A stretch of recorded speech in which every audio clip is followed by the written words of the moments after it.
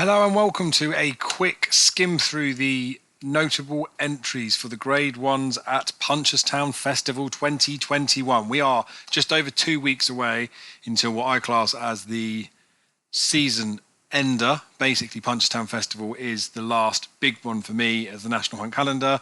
There are some stonking races there. There's 12 Grade 1s. Those early closers have come out now. You can find them at irishracing.com/race advance. That's the page that we're on now. I'm just going to skim through each of the races, give you my first thoughts as they've literally just come out. Now, I have loaded them up onto the Facebook page so you can see them listed in race order. And then you obviously can come to this website to see what you want in there. But let's just have a look at the first thoughts because, you know, those first impressions only do come once. So admittedly, I've listed the horses down to put them on Facebook, but I've not really given them that much thought. So we can see the 2 mile hurdle, the champion novice hurdle. Good thing about Irish racing as well is, I know you can get this off other websites, but it gives you the list of horses that are going in there. So you can see Willie Mullins has won this for donkey's years, and it's only Jesse Harrington in between that squeezed it differently. Obviously, the obvious big names are in there. Appreciate it's there. Ballyadam's there. Blue Lord, they potentially could all reoppose given they ran at Cheltenham. Ballyadam did run at Aintree the other day and not so well, to be honest, so who knows what they'll do with him. Ajero's got an entry from Kim Bailey. He's got a few horses that are entered up, so whether this horse would just come over for the fact of travelling with some others, I don't know, but there are a few British entries which I've noticed. Appreciate it, Ballyadam, Blue Lord, Bob Ollinger are all in this and the 2.5 miler. The Real Deal and Galloping de Champs are in all 3 of the novice hurdlers. Ganapathy's in a couple. Echoes in Rain down the bottom now. She's in a few races. Mare's Hurdle as well. So there's quite a few that are multiply entered, but we've got all the big names in there. There's nothing from Britain that could be contesting really in the 2 mile division. I know Kim Bailey's got that one entered at the top, but you wouldn't expect to see it.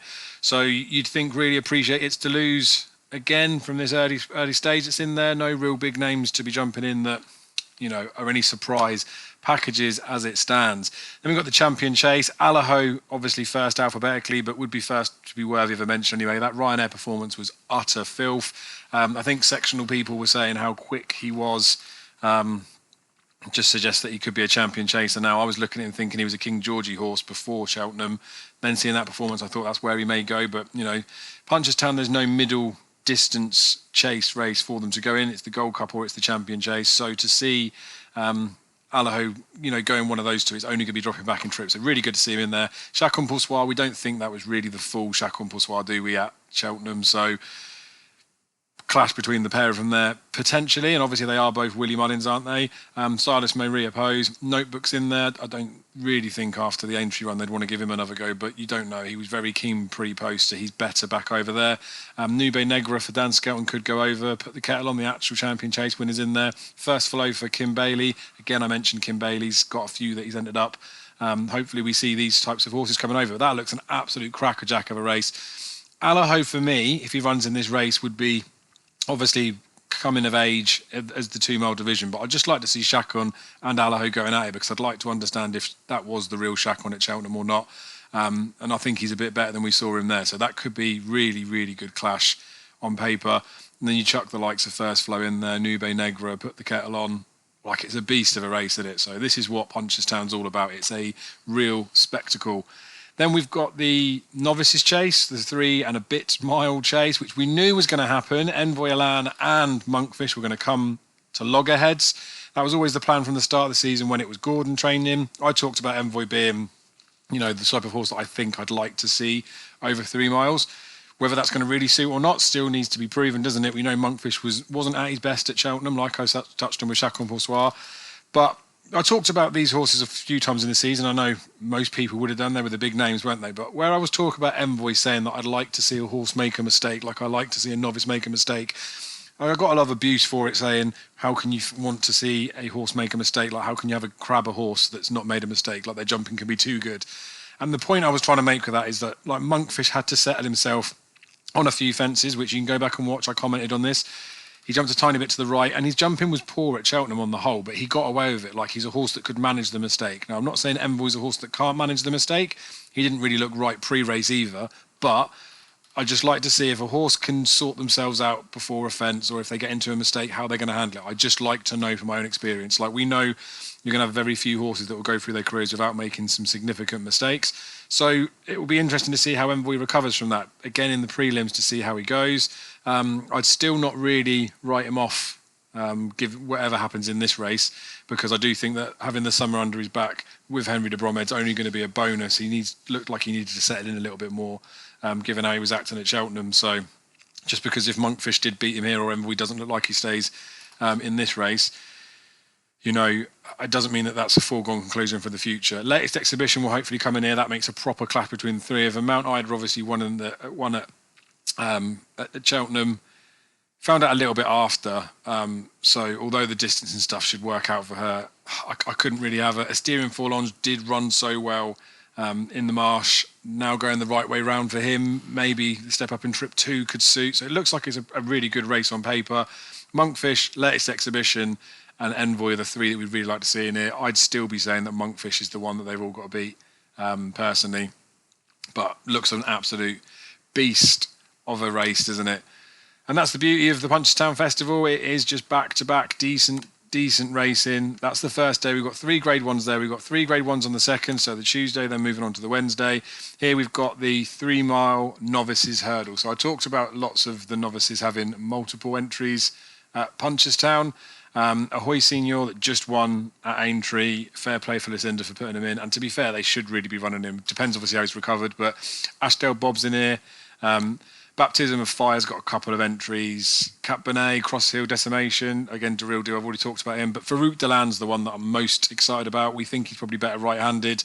They've held him back for Punchestown. Probably maybe had some sort of little niggles. But I love Farouk Delan.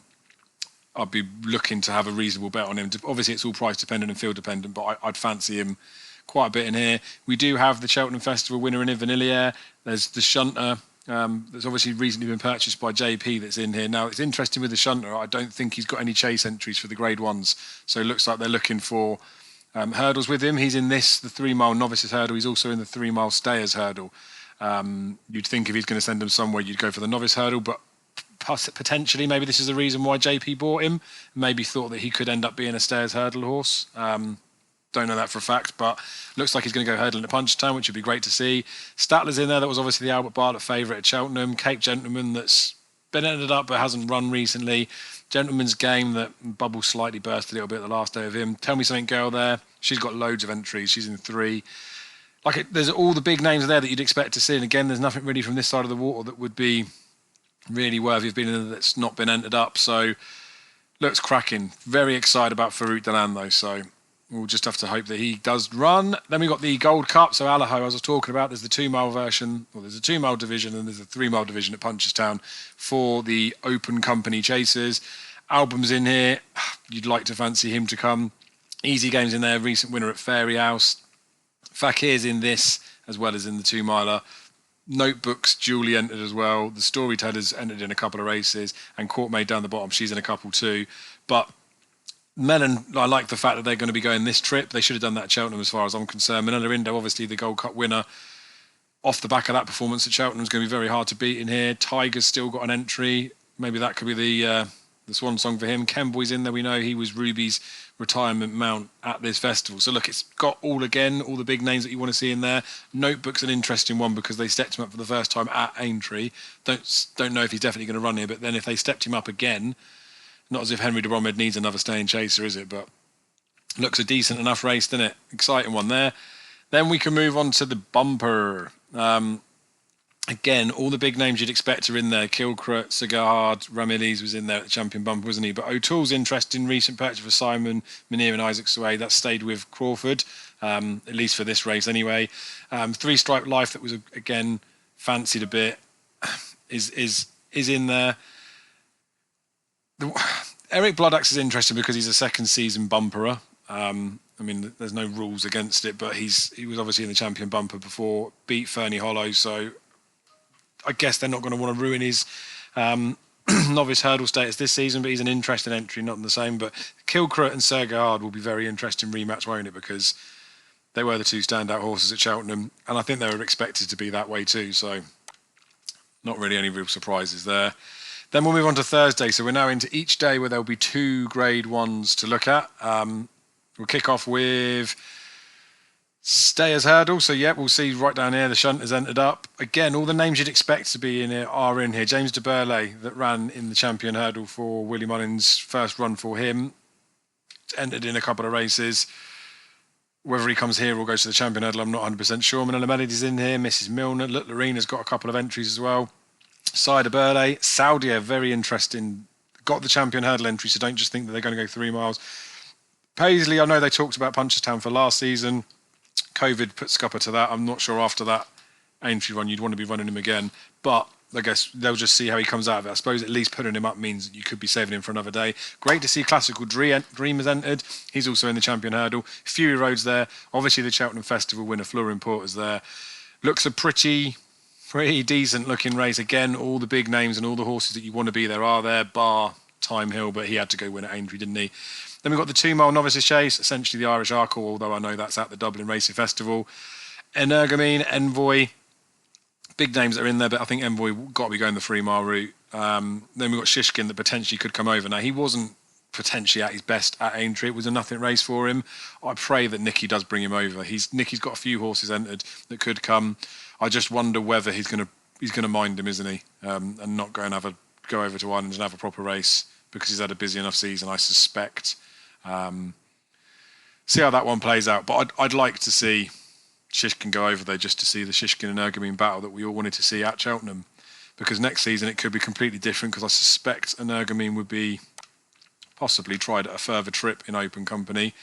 That was the Thursday. On to the Friday, the Paddy Power Champion Hurdle. Again, the names that you'd expect to be in here are in here. Abacadabras, I suspect he'll be popular after getting his head in front at Aintree.